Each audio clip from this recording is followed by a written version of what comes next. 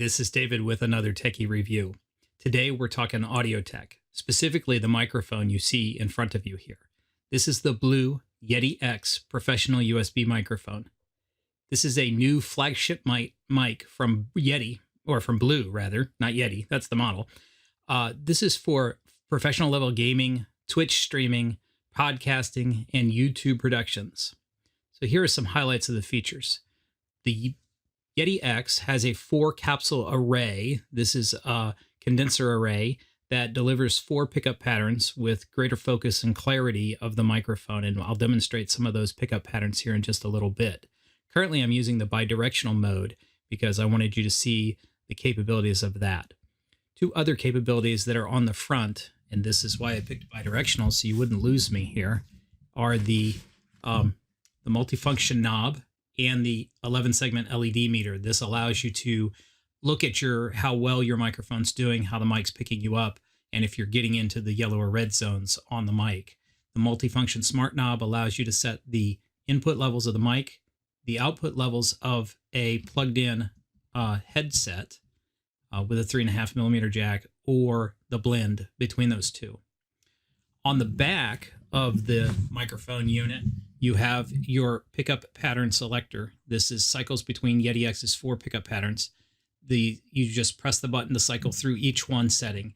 It goes in the order of stereo, omni, cardioid, and bidirectional. We're actually in bidirectional right now, so we'll end up going through stereo, omni, and I'm going to end at cardioid here. So currently in bidirectional, if I go over to if I find the button and I click on it, it will move us over to stereo, which is the most immersive of the audio patterns that are there. This is kind of the be in the action kind of a setting for you.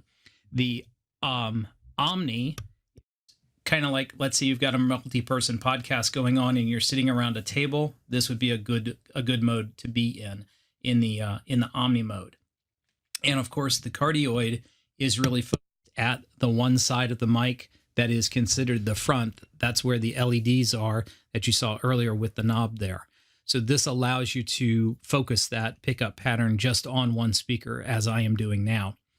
This has a USB connection, allows you to connect it to your computer directly. You can use USB 1.1, 2, or 3, and then it has a micro USB on the input side of the microphone itself.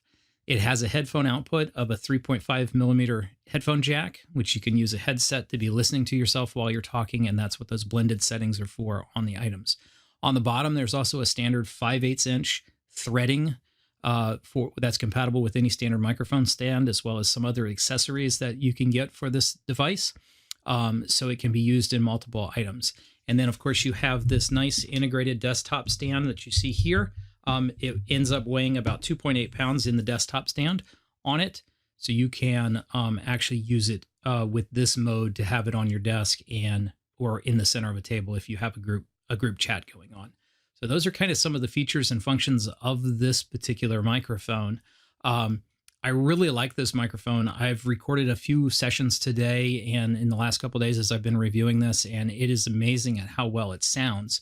One of the benefits of this is that since it's USB connected, it actually has some software control. There's 2 different types of programs that you can use. Both actually have the Blue Voice capabilities on it. So that's either using the Blue Voice Sherpa program, or what I have and what you'll see on your screen here is the Logitech G Hub, which allows you to get access to different things. You can see here on the screen that I actually have 2 Logitech devices that G Hub is recognizing, my video cam, which I'm also using to record this video, and then the Yeti X.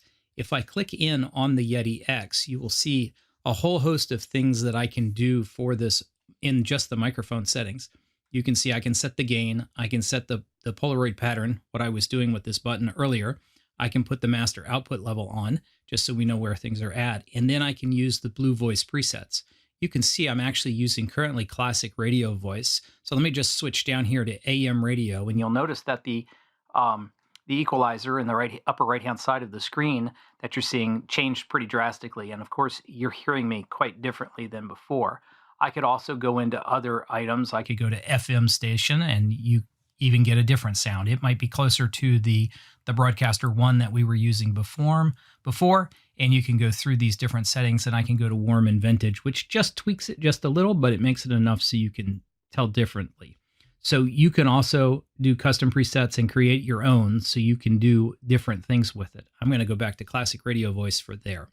You also actually have some other functions. You can adjust the lighting on the multifunction button if you wanted to change it to where it was muted, or if it was live being green right now, mute being there. You could do other things.